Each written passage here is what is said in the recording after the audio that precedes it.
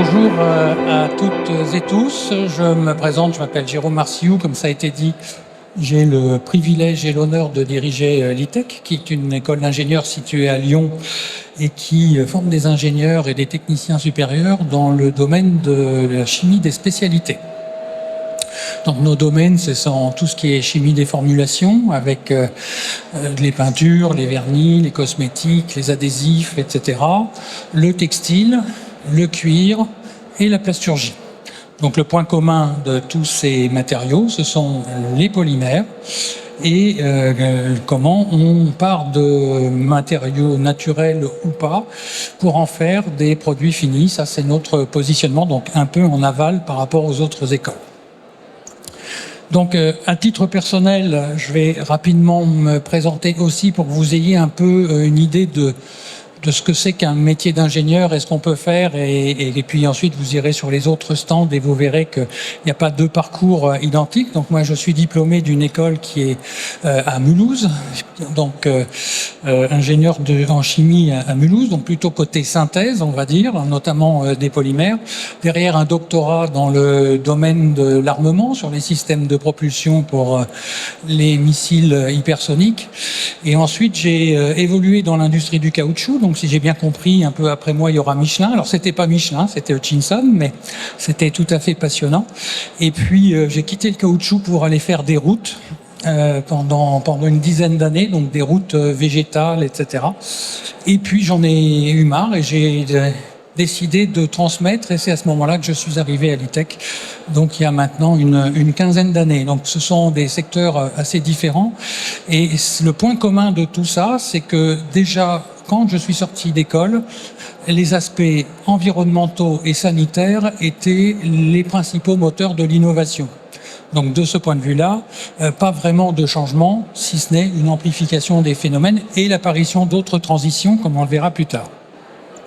Donc on m'a demandé d'être un peu Nostradamus et de vous présenter l'ingénieur chimiste du monde de demain. Il vous échappe pas que je ne suis plus de la première fraîcheur et que le monde de demain se passera sans doute sans moi. Donc on me demande une mission extrêmement compliquée.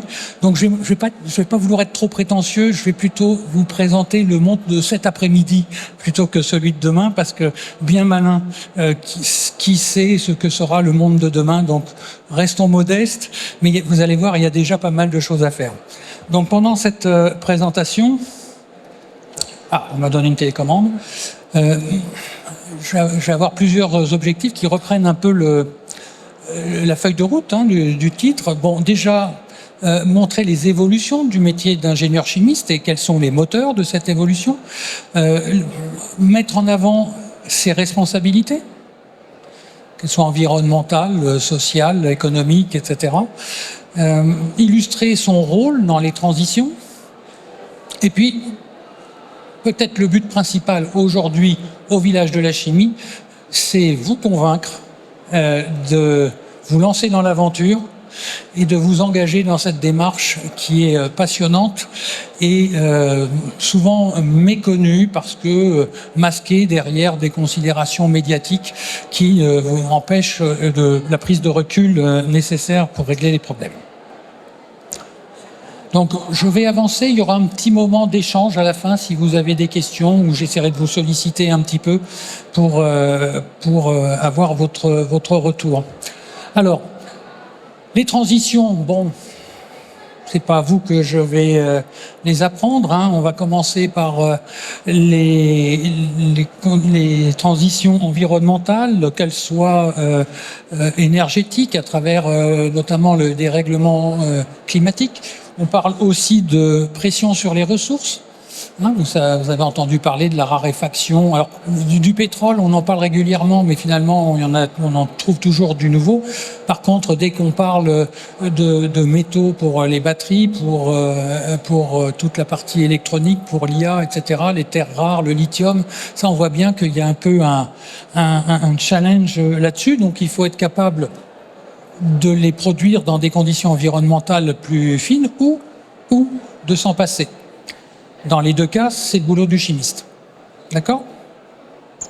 Bon, les pollutions persistantes, alors ça c'est plutôt une bonne nouvelle. Parce que quand on s'intéresse aux pollutions persistantes, ça veut dire qu'on a réglé le problème des non persistantes.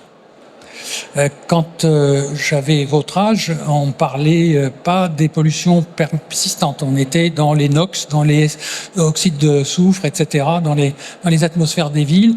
Je suis lyonnais. À l'époque, j'étais parisien, mais quand on allait à Lyon, c'était toujours le brouillard, c'était les vapeurs rousses, etc. Maintenant, j'habite à Lyon. Et on est en hiver, cette année, on a eu du brouillard 4 matins et à 10 heures, c'était dissipé. Donc cette pollution-là a disparu. Donc ça, c'est grâce aux chimistes. Ça, ce sont des choses qu'on ne voit pas. On parle des polluants persistants, comme les PFAS ou autres, on reviendra un peu plus tard. Mais c'est parce que, finalement, c'est devenu le principal problème. Et donc c'est un problème long terme, alors que les problèmes court terme ont été réglés. Bon, après, bien sûr, dans les transitions, on a toujours les problèmes de pollution des eaux et de l'air. Alors, je vous dis qu'on faisait de la plasturgie, donc évidemment, le problème des plastiques, de leur fin de vie, du recyclage et de leur impact et de leur traitement, c'est quelque chose qui est important chez nous, avec le corollaire qui est les micropolluants à travers les microparticules, qui viennent pas forcément que de l'industrie plastique, hein, le textile, le cycle de lavage des textiles en produit également. Donc tout ça, ce sont des sujets qui sont vraiment extrêmement importants, qui sont relativement bien traités à l'échelle européenne, mais parfois pas du tout à l'échelle mondiale, et donc il y a des enjeux. Et là, on arrive tout de suite sur un enjeu de l'ingénieur. Le terrain de jeu de l'ingénieur, c'est le monde. Hein, on est dans un moment où on nous parle de se recroqueviller, etc. Tant qu'on ne produira pas les choses en France, nous aurons un problème mondial. Hein. Alors, la place du numérique également. Alors là, l'ingénieur, il apprend à deux niveaux, hein, au niveau de la société avec un grand S, c'est-à-dire le quotidien. Hein, je ne sais pas si vous avez noté, mais en Europe, on a une petite tendance à s'inquiéter de beaucoup de choses. Hein, quand il y a une innovation, il y a un dicton qui dit les États-Unis en font un business, les Chinois un moyen d'oppression et les Européens une réglementation. Et ben c'est exactement ça. On ne sait pas encore ce que c'est, mais déjà on fait une réglementation parce qu'on a peur. Et donc ça va aussi être un enjeu pour vous, aller au-delà de la peur. C'est vraiment quelque chose de fondamental. Si vous regardez notre société aujourd'hui, elle est guidée par ses peurs et on ne construit rien de positif quand on s'appuie sur quelque chose qui est négatif. Et puis ensuite, l'entrée du numérique dans les sociétés. Et là, c'est le métier proprement dit de l'ingénieur qui est en train d'évoluer. Un ingénieur, c'est quelqu'un qui génère des données et qui les traite, qui les analyse. Donc si aujourd'hui, il y a des moyens de les capter, de les traiter plus rapidement, le métier de l'ingénieur va changer. Et c'est plutôt bon, parce que traiter les données, c'est pas le plus passionnant dans le métier d'ingénieur, selon moi. Et puis ensuite, il y a des considérations plus politiques autour de la souveraineté industrielle, de la relocalisation, etc. Bon, on en parle beaucoup. Dans les faits, malheureusement, on voit que le phénomène inverse continue parce que comme on n'a pas traité les causes, il n'y a aucune raison que les effets soient différents. Et donc, malheureusement, c'est aussi un argument qui fait que l'ingénieur va rester connecté au reste du monde dans les années qui viennent. Donc voilà un petit peu l'évolution. Et alors, vous l'avez compris, la chimie elle se retrouve un peu au cœur de tout ça. On dit souvent la chimie, c'est l'industrie des industries, c'est-à-dire que, in fine, c'est souvent sur l'ingénieur chimiste que les problèmes tombent, parce que c'est lui qui est tout en amont de la filière, et chacun refilant la patate chaude à celui qui est au-dessus, eh bien, ça finit à cet endroit-là. Donc les enjeux pour la chimie, ils pourraient être des molécules, de nouvelles molécules, et aussi la façon de les produire. C'est pareil pour les matériaux, les procédés pour l'énergie. Vous avez sans doute entendu parler des carburants de synthèse pour l'aviation. Hein. C'est quoi? C'est du CO2, Fischer-Tropsch, on en fait un carburant et on s'en sert. Donc on prend du CO2, on en fait un carburant, ça redevient du CO2, etc., etc., etc. Donc c'est un impact sur l'énergie, sur la mobilité, sur la santé. La santé, c'est évident. Sur l'agro, on pense souvent aux engrais, etc., mais ça va bien au-delà parce que quand on traite du renouvelable, le renouvelable, il est produit par des agriculteurs, donc ce sont des nouveaux débouchés pour eux. C'est une façon pour l'agriculteur de s'émanciper de la filière unique de l'agroalimentaire et de pouvoir mettre des filières en concurrence. Ça, c'est un aspect qui n'est jamais traité. Moi, j'ai eu la chance de travailler pendant 10 ans sur les routes végétales et donc c'est un truc de dingue. On les enferme, on les empêche de se diversifier et on les enferme dans une monoculture, dans un monomarché, sous prétexte que on va affamer la planète. C'est faux. Si vous regardez partout dans le monde, la grande majorité des agriculteurs travaillent encore à la main. Donc simplement en mécanisant, on a largement de quoi nourrir toute la planète sans que ce soit nos agriculteurs à nous qui soient obligés de le faire. Donc ça, ce sont des réflexions, ce sont des analyses d'ingénieurs, et c'est pas ce que vous entendez dans les médias. Donc le rôle de l'ingénieur, c'est aussi d'aller au-delà, de prendre du recul. Encore une fois, pas de peur, pas de manipulation. La science. Et ça, c'est vraiment important, la démarche scientifique, que ce soit quand on va traiter des données d'IA, quand on va traiter des projets de recherche, l'ingénieur ne fait pas la morale, il donne des faits. Ça, c'est vraiment quelque chose d'important. Après, il a ses convictions, on le verra après, il fait ses choix, ça, ce sont des choses différentes. Alors, par contre, la chimie, on vient de voir, elle impacte, mais c'est aussi elle qui va trouver les solutions. C'est l'ingénieur chimiste qui trouvera les solutions à la pollution que les générations précédentes auront générée. Qui d'autre? Alors, bien sûr, c'est technique, et puis surtout, là aussi, c'est un enjeu qu'il faut avoir en tête, et pour le jeune ingénieur chimiste, c'est une difficulté, c'est la notion de temps. Vous avez un temps qui est celui des réseaux sociaux, des médias, des ONG, et vous avez le temps de la science. Et c'est pas le même.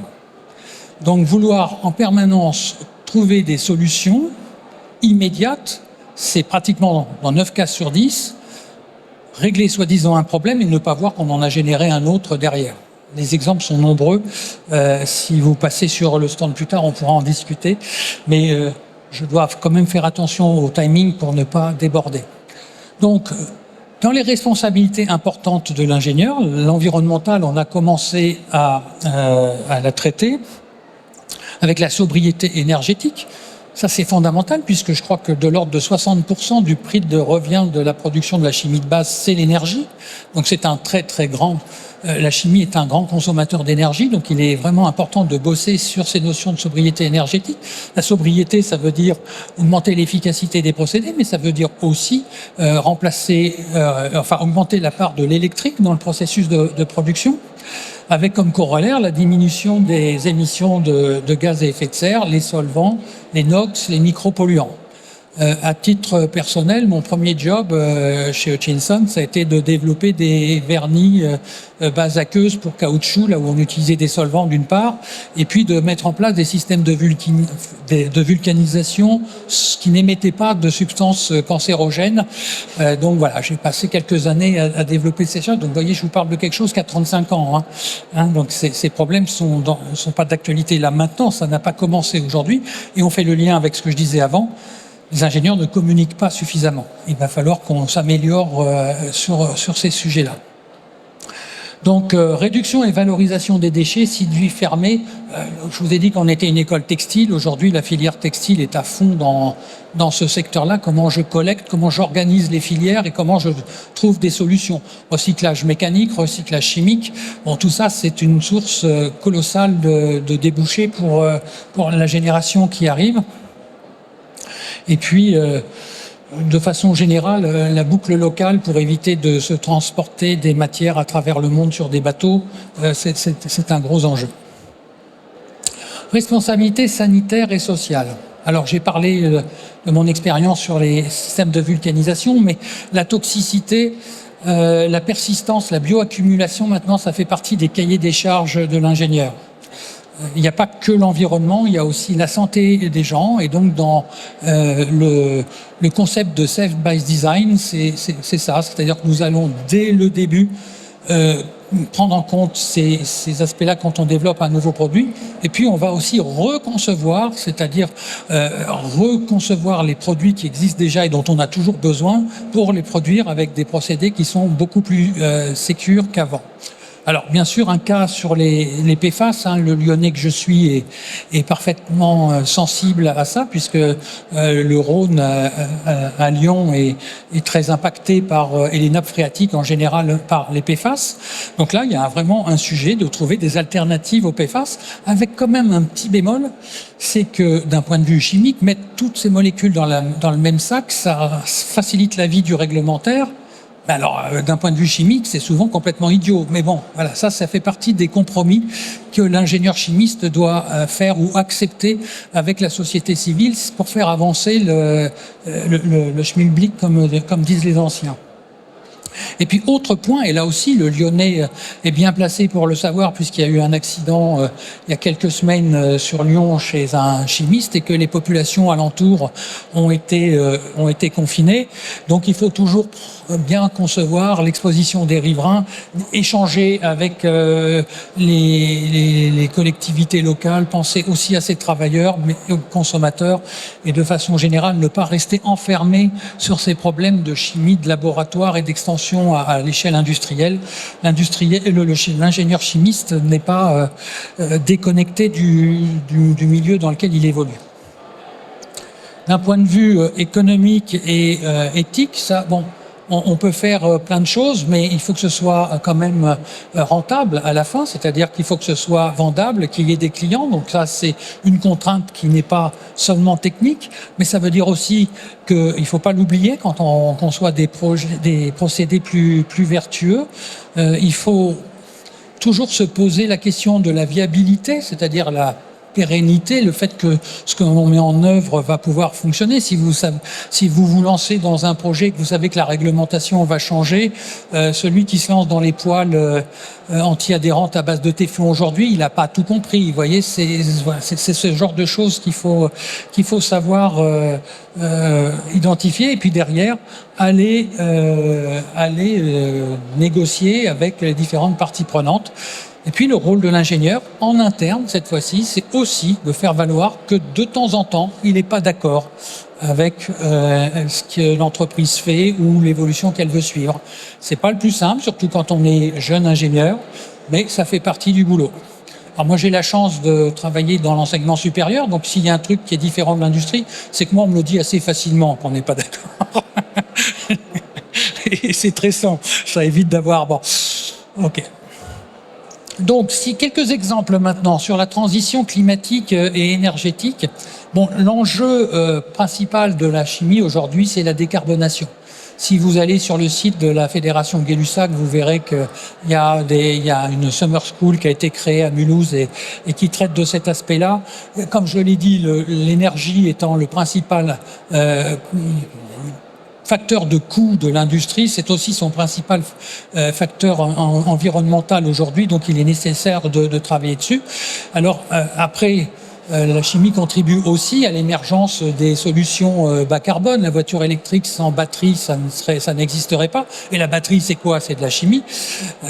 Donc après, quelles que soient même les batteries polymères qui sont en train d'apparaître, ça reste de la chimie. L'hydrogène, alors l'hydrogène, on ne sait pas trop. Selon les pays, il y a des pays qui croient beaucoup à l'hydrogène, d'autres pas. Nous, en France, de toute évidence, on n'y croit pas beaucoup en ce moment. L'hydrogène bas carbone, ça veut dire l'hydrogène vert, donc produit avec soit du renouvelable, soit du nucléaire. Et puis de façon qui devient de plus en plus systématique, il faut aujourd'hui maîtriser l'analyse de cycle de vie, donc qui permet d'identifier et de quantifier les impacts d'un produit depuis le berceau jusqu'à la tombe. Il faut faire une mauvaise traduction anglaise. Avec une complication, c'est qu'avec le recyclage, maintenant, il faut même être capable de le faire sur plusieurs cycles. Donc ça, je pense que chez nous, c'est le cas, mais ça doit être le cas dans toutes les écoles de chimie. Aujourd'hui, sur les 3 années de formation, il y a des modules d'analyse de cycle de vie qui montent en compétences et en spécialisation en fonction du secteur dans lequel les jeunes vont évoluer par la suite. Alors, ça, quelque chose qui nous concerne un peu plus à l'ITEC que les autres écoles, c'est le côté matériaux et économie circulaire. Comme je vous l'ai dit, nous, on fait des matériaux, donc c'est vraiment notre raison d'être. Et donc, les enjeux tournent beaucoup autour de l'économie circulaire, donc passer d'une économie linéaire à une économie circulaire en développant les solutions autour du recyclage, autour de l'emploi, du recyclé, et puis aussi du renouvelable.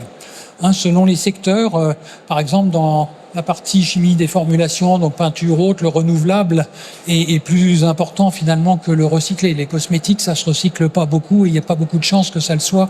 Les peintures, c'est un peu pareil. Par contre, le plastique, oui, l'enjeu, il est clairement sur le recyclage. Et là aussi, le recyclage, c'est pas que de la chimie, c'est aussi toute l'organisation de la filière. Donc, il faut être capable de travailler avec les collecteurs, les trieurs, etc., pour pouvoir avoir la matière première dont on a réellement besoin.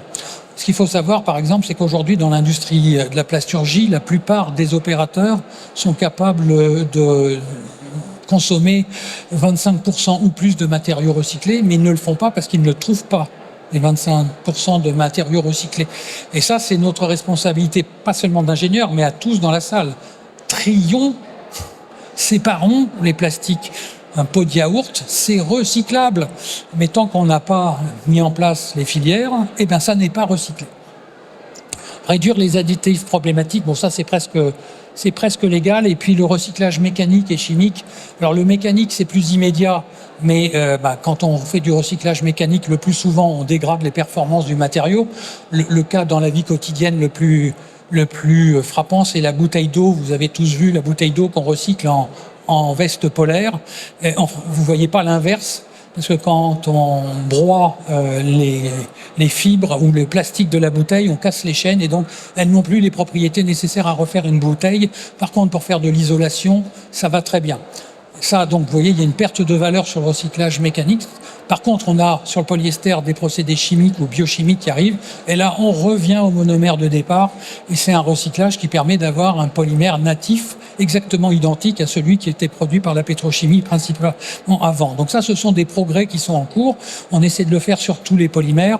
Ça va prendre encore un peu de temps. C'est le fameux temps dont je parlais tout à l'heure. L'agroalimentaire, je vais passer assez vite parce que ça paraît un peu plus évident. On en entend parler au quotidien. Les solutions de traçabilité, ça aussi c'est un point sur lequel nous on commence à beaucoup travailler. Aujourd'hui, on a mis en place des traçabilités produits. Il va falloir aller vers la traçabilité matière. Et comment on fait rentrer des traceurs dans la matière? Eh bien ça, c'est un projet de chimiste et c'est un des sujets sur lesquels nous travaillons à l'école. J'accélère parce que je crois que si on veut avoir un peu de temps, alors le numérique et le data, j'en ai parlé. Donc, dans la chimie, vous l'avez vu, je crois que le prix Nobel de chimie 2024 a été remis à une équipe qui avait utilisé l'IA pour modéliser des super macro-protéines et de ce fait pouvoir derrière définir des nouvelles chimies. Donc, en termes thérapeutiques, c'est monstrueux. Les possibilités sont monstrueuses parce qu'au lieu de faire une variation sur un thème à partir des antibiotiques, on est en train de raisonner vraiment en chimiste et de se dire, ben voilà, cette fonction chimique réagit là, on l'a jamais testé, qu'est-ce que ça va donner sur les aspects sanitaires. Le jumeau numérique pour les installations industrielles, c'est fondamental parce que ça vous permet de simuler sur ordinateur les impacts que vous allez avoir, donc les gains aussi bien financiers qu'environnementaux sont énormes. Et puis surtout la gestion de la complexité. Vous savez, c'est ça la définition de l'intelligence. L'intelligence, c'est pas aligner des dominos dans un ordre, c'est être capable de gérer la complexité. Et là, on a des outils qui vont pas aller jusqu'au bout, mais qui vont nous permettre de la phase d'analyse, la synthèse et l'exploitation. Ça restera le boulot de l'ingénieur. Et c'est ce qu'on dit là-dessus. L'ingénieur restera maître de la décision, mais son métier va quand même considérablement changer. Et c'est la première fois dans l'histoire de l'humanité qu'une évolution technologique va affecter le métier de l'ingénieur. Jusqu'alors, l'ingénieur mettait en place les évolutions et affectait le boulot des autres. Là, c'est pour lui cette fois-ci, donc il va falloir qu'il s'adapte également. Mais c'est pas forcément gênant parce qu'on constate un désamour de la jeunesse pour la science et la technologie. Donc de toute façon, nous aurons probablement à terme d'autres besoins, d'autres profils que les ingénieurs que nous connaissons aujourd'hui. Voilà, donc sur les compétences peut-être nouvelles par rapport ce que moi j'ai connu, même ce qui se fait encore parfois, les génies des procédés avancés, c'est l'intensification, c'est les aspects énergétiques, comment je fais plus avec moins, pour synthétiser. Tout ce qui est éco-conception fondée sur l'analyse de cycle de vie, le renouvelable, le recyclage, ça c'est vraiment important. Science des matériaux, un des sujets sur lesquels nous nous positionnons aujourd'hui, c'est le nombre de références. Aujourd'hui, pour une propriété, on prend un polyester, pour une autre, on prend un polyamide, etc. Mais si on formule un polyester, est-ce qu'on n'arrive pas à avoir les propriétés du polyamide? Ce qui fait qu'en fin de vie, on n'a plus qu'un polyester à recycler au lieu d'avoir deux polymères, et donc de aussi massifier les volumes pour pouvoir aller vers un équilibre financier. Ensuite, la partie modélisation, il va falloir que nos ingénieurs sachent ce que c'est que l'IA, comment ça fonctionne et comment surtout ils vont s'en servir au quotidien, avec aussi parfois, et même souvent pour le nouvel ingénieur, la mission de l'implanter dans les entreprises. Il n'y a pas que des grands groupes. Dans les grands groupes, il y a des services spécialisés. Dans les PME, c'est souvent l'ingénieur chimiste qui va implanter ces outils-là. Donc ça, c'est une nouveauté que notre génération ne faisait pas. Un point important qui revient tout le temps aussi, les postures et les soft skills. Les ressources à la fin de vie, on l'a déjà évoqué. Savoir discuter avec des gens qui ne sont pas des scientifiques, c'est ce que nous ne faisons pas aujourd'hui. Et je pense que toutes les peurs qui accompagnent l'industrie en général viennent du fait que nous ne communiquons pas. Nous ne faisons pas d'efforts de pédagogie. Souvent, on ne nous écoute pas. Il faut être, faut être clair aussi. Mais c'est pas parce qu'on ne nous écoute pas qu'il faut pas s'acharner. Ça, c'est une dimension qu'on ne fait pas suffisamment. C'est-à-dire qu'on a beaucoup de,